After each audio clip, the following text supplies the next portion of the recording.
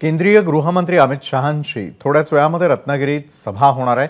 नारायण राणेंच्या प्रचारासाठी अमित शहांची सभा पार पडेल। दरम्यान नारायण राणे हे 2.5 लाखांनी विजयी होतील असा विश्वास त्यांच्या पत्नी नीलम राणे यांनी व्यक्त केलाय। याच विषयी नीलम राणे यांच्याशी बातचीत केली आहे प्रतिनिधी सुशांत सावंत यांनी। आपल्यासोबत स्वतः नीलम राणे आहेत। मॅडम, काय सांगाल? दादांचा प्रवास आपण बघितलाय, नगरसेवक ते मुख्यमंत्री, केंद्रीय मंत्री आणि आता लोकसभेचे उमेदवार, काय भावना आहे? चांगल्या भावना आहेत आणि आतापर्यंत त्यांनी जी इतकी पदं जी भूषवली आहेत त्यामध्ये हे सर्वोच्च पद आहे। कारण असं मला वाटतं केंद्रीय मंत्री पद जे गेल्या 2.5 वर्षामध्ये त्यांनी उपभोगलं आणि आता ही लोकसभा निवडणूक आहे, ती पहिल्यांदाच लढवत आहेत, त्यामुळे छान वाटतंय। मॅडम, आपण अनेक वर्ष बघितला, दादांचा कार्यकाळ संपूर्ण महाराष्ट्रानं बघितला, तुम्ही तर साथीदार आहात त्या संपूर्ण कार्यकाळाचा।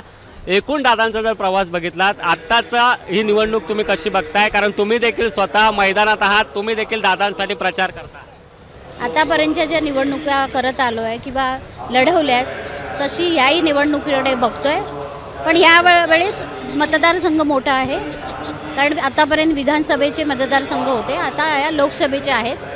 आता रत्नागिरी सिंधुदुर्ग असे दोन्ही जिल्हे आहेत, पण त्यातून ते विजयी होतील निवडणुकीमध्ये याची खात्री आहे। कॅमेरा पर्सन महबूब शेख, सुशांत सावंत, एबीपी माझा, मुंबई।